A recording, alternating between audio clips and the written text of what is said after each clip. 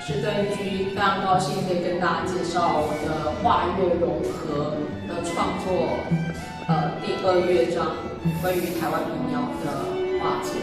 这一幅画呢，我画的是世界第一高峰圣母峰，但它同时也是台湾民谣，是这么唱的。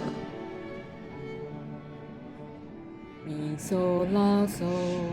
拉嗦哆瑞咪。发咪发嗦，嗦啦嗦瑞瑞，咪瑞哆瑞哆，是《月夜愁》这首曲子，从远远的最高的地方，它前景的一个山峰，不同的色块，就是音符然后去呈现完整呈现《月夜愁》这首曲子，然后在这个世界第一高峰跟台湾民谣的这样的一个画乐融合。